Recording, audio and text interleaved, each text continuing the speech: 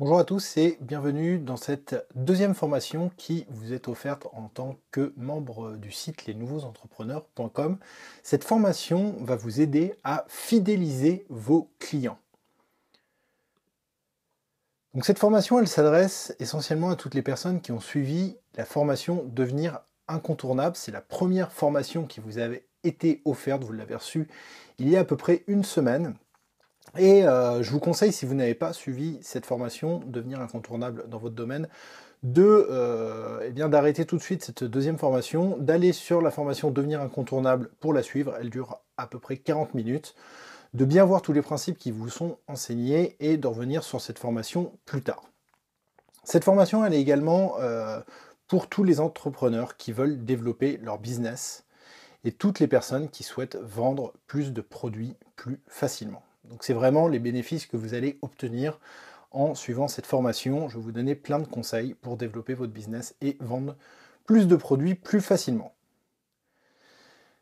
Alors, on va faire un petit rappel sur la formation précédente qui consistait justement à devenir incontournable dans son domaine. On a vu pourquoi il faut absolument que vous donniez à vos clients ce qu'ils veulent et non ce dont ils ont besoin.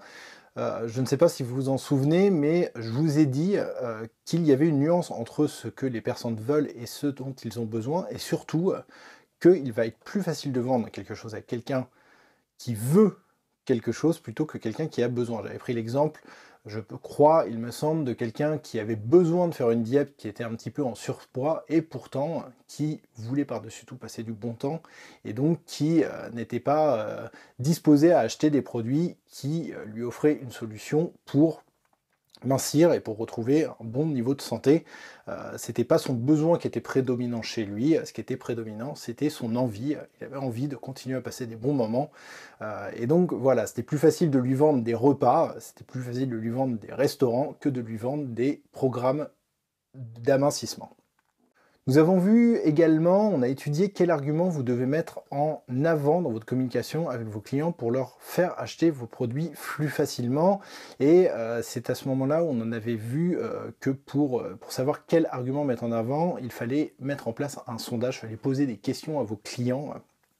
Et en sondant vos clients, en fait, ça vous apprend à les connaître, ça vous apprend également à détecter leurs habitudes de consommation et ainsi, en les connaissant mieux, vous pouvez mettre en avant des arguments qui vont déclencher chez eux plus facilement une vente. Dans la formation précédente, nous avons vu également comment affecter l'opinion de vos clients et leur faire garder un a priori positif sur vous et vos produits dans le temps. Donc ça, je vous avais expliqué que c'était essentiellement en faisant une excellente première impression à vos clients et je vous ai donné des techniques et des exemples pour justement réussir à atteindre cet objectif. Enfin, nous avons étudié en fin de formation comment vous démarquer face à vos concurrents et je vous ai montré comment justement vous démarquer de vos concurrents, principalement en changeant votre message, en vous adressant à des personnes susceptibles d'acheter votre produit, mais à qui personne s'était encore adressé. Et donc, détecter ces personnes qui veulent acheter votre produit, mais que personne n'est encore venu leur dire qu'il y avait un produit qui existait et qui correspondait à ce qu'ils veulent, eh bien ça va vous démarquer de la concurrence. En fait, vous n'allez pas vous adresser à la clientèle de votre concurrent principal, vous allez vous adresser à une clientèle différente et c'est comme ça que vous allez réussir à vous démarquer. Dans la formation, il y avait des exemples concrets, entre autres avec des sites de rencontres et également des sites qui proposent des créations de sites internet. Donc je vous invite à retourner sur la formation précédente si vous voulez revoir un petit peu tout ça. Aujourd'hui, dans cette formation, vous allez découvrir comment acquérir rapidement un maximum de nouveaux clients et vous allez également découvrir comment fidéliser vos clients dès leur premier achat pour en faire des acheteurs récurrents. Donc, vous allez voir vraiment qu'en fait c'est le premier achat qui est le plus important et qu'une fois que votre client aura acheté un premier produit, vous allez mettre en place une technique, une stratégie qui va faire que votre client va revenir plus facilement vers vous, chez vous, pour acheter des produits. Et en fait, plus le temps va passer avec vos clients, plus il va être fidèle et moins vous mettrez d'énergie pour lui vendre des produits. Alors l'étape numéro 1, Le principe numéro 1, c'est que vous devez, dans votre business, acquérir le maximum de clients avec une première transaction. La première transaction, c'est ce qu'il y a de plus important. Dès que vous avez un prospect, il faut vraiment que vous passiez à une première transaction le plus rapidement possible. Même si vous ne faites aucun profit sur votre première vente, il est important que vous convertissiez votre prospect en client le plus vite possible. Pourquoi ? Car cette étape va vous permettre de transformer vos prospects froids en clients motivés par l'achat de vos produits et services. Donc ça reprend un petit peu ce que je vous ai dit en intro de cette étape 1. Il y a une statistique qui existe qui dit qu'il est au minimum 10 fois plus facile de vendre un produit à quelqu'un qui a déjà acheté chez vous plutôt qu'à un prospect. D'où l'importance de vous créer une liste client le plus vite possible. Je vais vous donner un exemple. Si par exemple vous avez une liste de prospects, donc vous avez une liste de 1000 prospects d'un côté et que vous avez une liste de 100 clients de l'autre, eh bien, vous vendez le même produit à ces deux listes, eh bien, vous allez réussir peut-être à faire 10 ventes du côté client, eh bien, vous en ferez que 10 du côté prospect, alors qu'il y en a quand même 10 fois plus côté prospect, il y a 10 fois plus de personnes qui sont exposées à votre offre. Donc, un client a 10 fois plus de chances, quelque part, d'acheter un produit lorsque vous lui faites une offre qu'un prospect. Pourquoi ? Parce que le client, il a déjà acheté chez vous, il sait que vos produits sont qualité, il sait comment vous êtes, il sait qu'il ne va pas se faire arnaquer, il sait que vous êtes honnête, il sait également que vous allez lui accorder une certaine attention, il sait qu'il va être suivi. Et grâce à tout cela, une personne qui a déjà acheté chez vous a plus de chances, a 10 fois plus de chances qu'un prospect d'acheter un nouveau produit quand on lui présente. Comment faire ?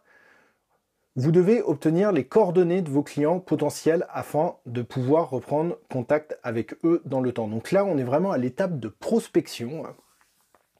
Il y a quelqu'un qui vient vous demander des renseignements, il y a quelqu'un qui est intéressé par un de vos produits, mais ça ne veut pas dire qu'il va acheter tout de suite.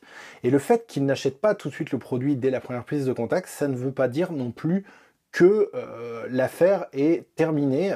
Il ne faut pas que vous partiez de ce principe-là, que si quelqu'un, dès le premier contact, n'achète pas votre produit, il ne faut pas que vous vous dites en fait qu'il n'est pas intéressé ou alors que votre produit ne lui correspond pas ou alors que votre produit est mauvais. Non, en fait, le client, le prospect, il va avoir besoin de temps, il va avoir besoin de revenir vers vous pour prendre sa décision d'achat. Réfléchissez un petit peu à la manière dont vous consommez vous. Ça doit vous arriver quand même assez souvent quand vous achetez un produit, par exemple un ordinateur. Vous allez une première fois à la Fnac, vous faites un petit peu le tour des ordinateurs, vous regardez quelles caractéristiques ont les différents modèles. Vous allez peut-être poser des questions d'ailleurs à la personne qui est responsable des ventes des ordinateurs, mais vous n'allez pas acheter tout de suite. Vous allez aller voir aussi un petit peu sur Amazon, vous allez faire une comparaison des prix, vous allez peut-être aller aussi dans une autre boutique, et peut-être que vous allez renouveler ce processus 3-4 fois, et qu'au bout de la 5e fois, eh bien, vous saurez que vous voulez tel ordinateur et que vous voulez l'acheter à tel endroit. Mais entre ce laps de temps, au moment où vous allez acheter votre produit et la première fois où vous serez renseigné sur votre produit, eh bien, vous vous serez déplacé à plusieurs endroits, vous aurez pris contact avec plusieurs vendeurs, le jour où vous achetez votre produit à tel vendeur, eh bien, ça se peut que ce vendeur-là, en fait, vous ayez parlé avec lui un certain nombre de fois dans le passé avant de passer à l'achat.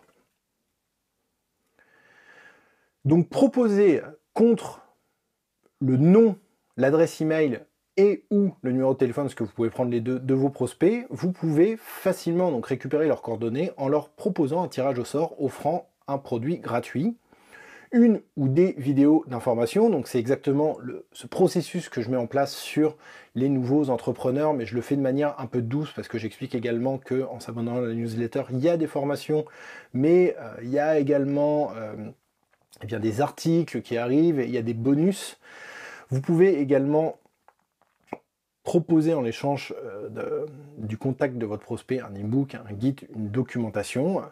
Vous pouvez également proposer un essai gratuit de votre produit. Bien évidemment, vous pouvez vous servir de tout ça également. Vous pouvez le faire, vous pouvez proposer contre le contact de votre prospect. Vous pouvez proposer Tout d'abord, peut-être un petit guide, et vous dites, et en plus, comme vous nous laissez vos coordonnées, il va y avoir un tirage au sort à un moment dans l'année, vous serez automatiquement inscrit, et de temps en temps, nous vous enverrons des courriers d'information pour vous tenir au courant de nos nouvelles offres, et également, pourquoi pas, des avancées dans notre secteur.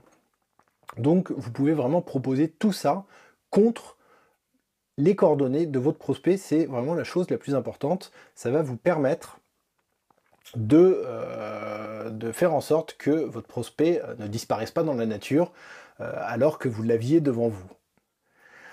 Ensuite, il va falloir, une fois que les coordonnées de votre prospect sont récupérées, vous allez devoir réaliser un maximum de points de contact avec votre prospect. Donc il ne va pas falloir que vous vous contentiez de garder le contact et de rappeler votre prospect 2 semaines, 3 semaines après, ou alors de lui envoyer 3 jours après l'avoir vu, nous nous sommes vus il y a 3 jours, est-ce que vous êtes intéressé, est-ce que vous avez réfléchi à ce dont nous avons parlé? Ça n'aura pas beaucoup d'intérêt, il faut vraiment adopter une stratégie beaucoup plus complète. Les chances de vendre un produit à un prospect sont 10 fois plus importantes après avoir été en contact au moins 7 fois avec lui. Donc ça revient à ce que je vous disais tout à l'heure, à vos habitudes d'achat quand vous y réfléchissez avant d'acheter un ordinateur. Vous allez plusieurs fois dans le même magasin, vous posez des questions, vous n'achetez pas l'ordinateur tout de suite. C'est pareil pour vos prospects. Pour réaliser un minimum de 7 points de contact avec votre prospect, essayez de vous servir de différents médias. Donc vous pouvez envoyer des emails pour annoncer un nouvel article, vous pouvez faire un envoi de vidéo, un envoi de cadeaux, un envoi de livret PDF, un envoi de guide par courrier, vous pouvez vous servir du courrier physique, vous n'êtes pas obligé de rester sur le web. Vous pouvez envoyer une invitation à un webinar, donc une invitation à un webinar ça sera par internet, mais si vous faites carrément un séminaire, vous pouvez envoyer une invitation par courrier. Vous pouvez également proposer une demi-heure ou 1 heure de coaching gratuit. Donc ça, si on est sur le web, vous vous rendez compte que dans mon exemple tout à l'heure par rapport à vous qui allez acheter un ordinateur, les points de contact en boutique ils se font automatiquement. Mais c'est pas pour autant qu'il faut ne pas prendre les coordonnées si vous avez un business qui est en boutique. Prenez quand même les coordonnées. Je fais une petite parenthèse. Je me suis retrouvé avec un développeur d'application l'autre jour qui m'a posé plein de questions sur son application. Donc clairement en fait qui me voyait comme un prospect, comme un porte-parole de son application pour la France, parce que lui il est en train de développer en Espagne une application. Et il a fait une erreur qui est quand même assez flagrante, c'est qu'à la fin de la discussion, il a parlé pendant 1 heure avec moi, et il m'a donné sa carte de visite pour éventuellement que moi je le recontacte, sauf que c'était lui qui avait quelque chose à gagner, moi, dans cette discussion. Ça m'a intéressé qu'il me parle de son idée, mais pas plus. Et il m'a donné sa carte de visite, et il a oublié, dans le sens inverse, de me prendre mes coordonnées, parce que c'était à lui de me relancer pour me dire 3 jours après, eh bien voilà, j'ai évolué mon application comme ça, qu'est-ce que tu en penses? 3 jours après, il aurait pu également me dire eh bien nous avons parlé de ça, est-ce que tu as des idées, est-ce que tu peux me faire avancer, et toi sur la France, est-ce que tu pourrais rédiger un article? Non, en fin de compte, j'ai disparu dans la nature pour lui, alors qu'on avait passé 1 heure à parler. C'était une perte de temps pour lui, cette histoire. Il a vraiment minimisé ses chances que je fasse la promotion de son application en France. Donc voilà, je referme la parenthèse. Pour finir, il faut que vous soyez omniprésent dans l'esprit de votre prospect. Cela va créer une relation de proximité avec lui et lui prouver que vous lui accordez toute votre attention. Cela va vous permettre de réaliser la plupart du temps une première vente. Donc, vraiment, le fait de réaliser au moins 7 points de contact, mais pourquoi pas 10, eh bien, ça va permettre de renforcer vos chances de vendre le produit à votre prospect. Comment faire cela? Eh bien, tout simplement, vous récupérez les coordonnées de votre prospect. Derrière, eh bien, vous pouvez lui écrire un email. 3 jours après, vous pouvez lui envoyer un guide. 3 jours après, vous pouvez lui envoyer un article de blog. 3 jours après, vous pouvez lui proposer le tirage au sort, et ainsi de suite. Ce qui fait qu'au bout de 15 jours, 3 semaines, il y aura eu 7 points de contact. Tous vos concurrents ne vont pas être aussi présent dans la tête de votre prospect, et ça va vraiment augmenter vos chances de lui vendre votre premier produit. Je vous rappelle, la première transaction, c'est la chose la plus importante pour transformer votre prospect en client. Donc une fois que vous avez réussi à obtenir les coordonnées de vos prospects, que vous avez réussi à établir au minimum 7 points de contact avec lui, donc que vous avez créé une relation, vous devez vous concentrer sur la fidélisation de celui-ci, étant donné qu'il est devenu un client. Normalement, il y a de fortes chances qu'il vous ait acheté un produit. Et pourquoi vous devez vous concentrer sur la fidélisation de vos clients? C'est pour en faire des acheteurs récurrents. Le temps investi à promouvoir un produit ou service à sa liste de clients est au minimum 10 fois plus rentable que le même temps passé à essayer de convaincre ses prospects. Donc on revient vraiment à cet exemple que je vous ai donné tout à l'heure. Vous avez une offre, une nouveauté, d'un côté une liste de 1000 prospects, d'un côté une liste de 10 clients, des personnes qui ont déjà acheté chez vous. Eh bien vous allez diffuser cette offre aux deux listes. Eh bien dans les deux listes, vous allez avoir exactement le même nombre de ventes. Donc c'est beaucoup moins fatigant d'essayer de promouvoir son offre à quelqu'un qui a déjà acheté chez vous qu'à un prospect. Se concentrer sur la fidélisation de vos clients, ça consiste à proposer à vos clients d'autres produits et services, partager avec eux vos valeurs et les récompenser pour leurs achats. Donc voilà, il faut créer une relation avec le client, lui permettre de vous connaître mieux, et ça va vraiment faire grandir la confiance qu'il va placer en vous, en vos produits. Et également, n'hésitez pas à lui faire des cadeaux si votre client vient tous les mois vous acheter des produits, et bien vous n'allez pas le traiter de la même manière que quelqu'un qui a acheté qu'un produit. Vous allez lui faire des cadeaux, vous allez peut-être l'inviter à des rencontres, à des séminaires, vous allez pourquoi pas lui faire un cadeau spécial à Noël, une offre gratuite. Il faut vraiment, plus le client est important, plus il achète chez vous, plus il faut le récompenser, lui faire remarquer qu'il est très important pour vous. Comment faire? Eh bien, pour fidéliser vos clients, il faut créer une séquence de fidélisation client personnalisée dès le premier achat. Donc voilà, le prospect, il a acheté, il est devenu client, et là, vous déclenchez la séquence de fidélisation client personnalisée. Lancer une séquence de fidélisation client personnalisée immédiatement après l'achat, ça va permettre d'empêcher votre client de repartir au risque de ne jamais le revoir. Donc on est vraiment dans le même processus que le prospect au moment où il vient vous voir pour la première fois, sauf que là, il vient de vous acheter un produit pour la première fois. Et il y a beaucoup d'entreprises qui font cette erreur, en fait, qui se disent, bah voilà, l'achat a été fait, et bah maintenant on va chercher un nouveau client. Non, en fait, c'est au moment où le client a acheté son premier achat que ça va devenir intéressant, qu'on va pouvoir vraiment lui vendre plein de produits. Et que ça va être moins fatigant de lui vendre des produits plutôt que d'aller chercher un nouveau client. La séquence de fidélisation client personnalisée, elle va permettre également de montrer à votre client que vous lui accordez toute votre attention. Donc il va se sentir en bonne main, il va se sentir en confiance. La séquence de fidélisation client personnalisée, elle va également lui faire sentir qu'il est entre de bonnes mains, c'est ce que je viens de vous dire, et il va lui faire une excellente première impression en tant que client. Vous voyez donc, on remet au goût du jour ce levier de première impression très importante, et en tant que client, s'il reçoit son produit dans des conditions maximum, qu'il est ravi de son premier achat, il va avoir une très bonne impression, et quoi qu'il se passe dans le temps, il aura toujours un avis favorable sur vous, vos services, sur vos produits, sur votre accompagnement. Donc c'est très important de faire une première excellente impression à un prospect, mais également une première excellente impression à un client. Comment faire? Je vais vous donner un exemple d'une séquence de fidélisation client personnalisée que vous pouvez mettre en place pour votre business. Immédiatement après l'achat.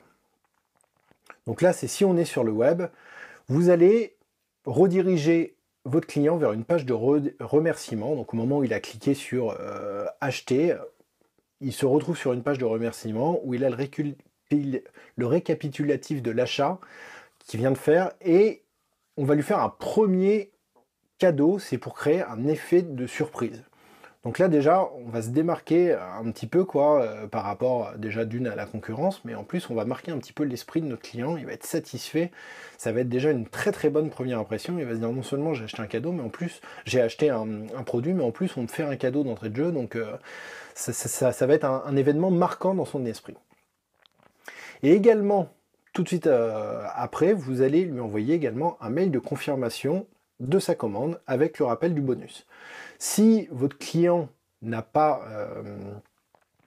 fait l'achat en ligne, si vous êtes en boutique, eh bien tout simplement vous lui demandez son email et au moment où il paye, vous sur votre ordinateur, eh bien vous rentrez, vous avez préparé au préalable un email de remerciement et au moment où il paye, en fait, vous envoyez cet email sur sa boîte email, vous lui demandez, donc déjà vous avez récupéré son contact, ses coordonnées, et vous lui envoyez, et sur son adresse, sur sa boîte email, au moment où il va sortir de la boutique, il aura acheté son produit, eh bien il va ouvrir ses mails, peut-être 1 heure, 2 heures, 3 heures après, peut-être le lendemain en rentrant chez lui, et il va avoir cette bonne surprise, il va avoir ce mail de confirmation auquel il ne s'attendait pas du tout, il va voir le cadeau et il va être ravi. Et ça va vraiment créer un événement marquant dans son esprit, et un événement qui va lui permettre d'avoir un bon a priori sur vous dans le futur. Il faut faire très attention à ce premier message d'après première vente, parce que ces 2 premiers messages, ils constituent le premier contact après l'achat. Ils doivent être très enthousiastes, dynamiques et refléter l'image de votre marque. C'est dans ces messages que vous allez faire vos promesses. Et par rapport à ces promesses, faites très attention à ne pas faire de fausses promesses. Donc imaginons que cette fois-ci c'est vous qui vendiez des ordinateurs, quelqu'un vient vous acheter un ordinateur, quand il va rentrer chez lui, il va ouvrir son email et là donc il va avoir un message très enthousiaste qui va lui dire merci d'avoir rejoint notre communauté d'utilisateurs des ordinateurs de telle marque.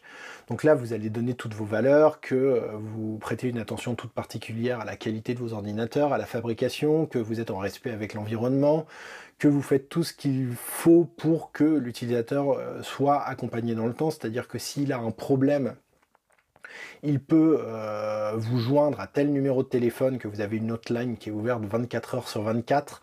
Donc voilà, vous donnez tout ça et vous donnez votre promesse. C'est que, par exemple, vous vous engagez justement pendant 1 an à accompagner l'utilisateur, à répondre à toutes ces questions 24 heures sur 24. Si vous faites cette promesse, il ne faut pas que votre client se retrouve à un moment à essayer de vous poser une question et que personne ne lui réponde, parce que là, par contre, il sera impitoyable. Il se sentira un petit peu floué et ça ne sera pas une bonne publicité pour vous. Donc surtout, faites des promesses, mais des promesses que vous pouvez tenir.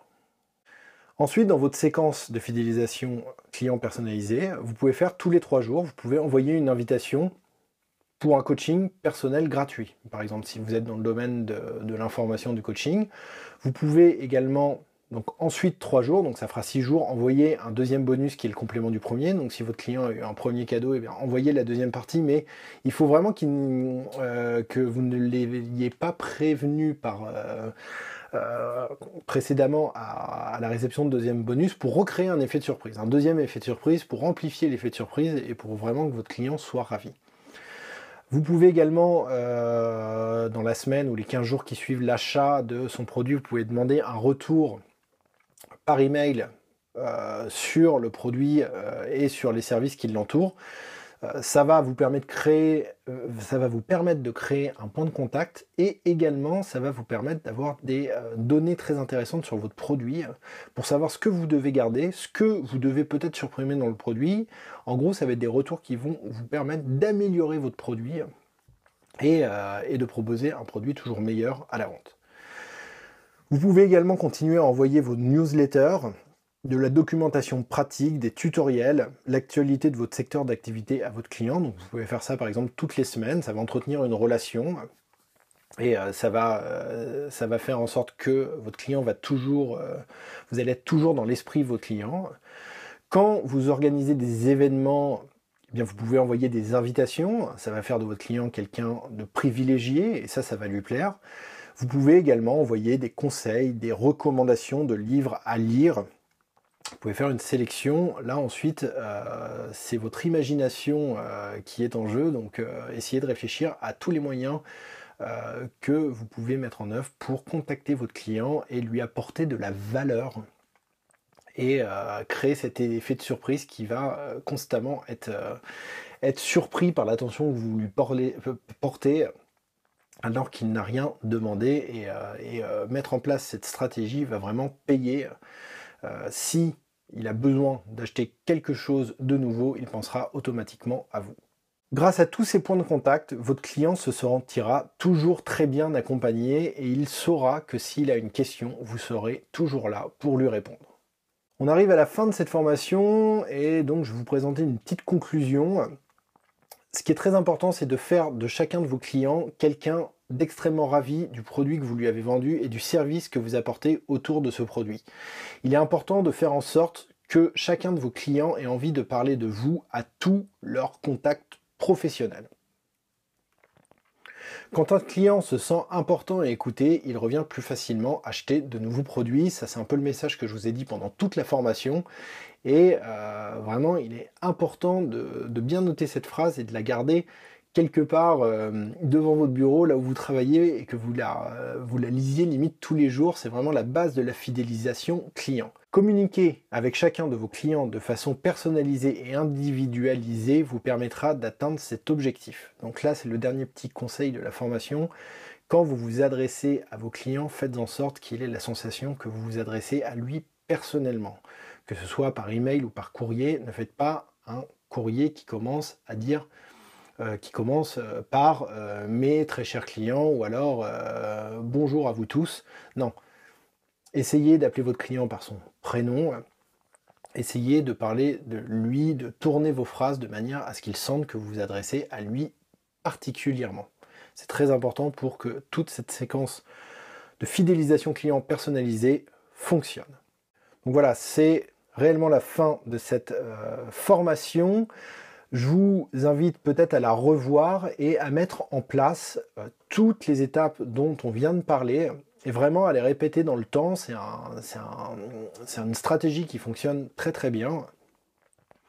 Si vous avez des questions, vous pouvez me les poser en répondant au sondage que vous avez déjà reçu mais que vous allez sans doute recevoir à nouveau. Donc n'hésitez pas, dans 2-3 jours vous allez recevoir un email, n'hésitez pas à aller à l'intérieur de ce sondage, il n'y a aucune question qui est obligatoire. Donc si vous avez simplement envie de me poser une question, eh bien vous pouvez me la poser dans le petit carré qui est destiné à ça. Et si vous avez des questions, donc du coup je vous y répondrai à travers sans doute un article, et ça me permettra également de créer d'autres formations encore plus de meilleure qualité. Moi je vous dis à bientôt pour une nouvelle formation.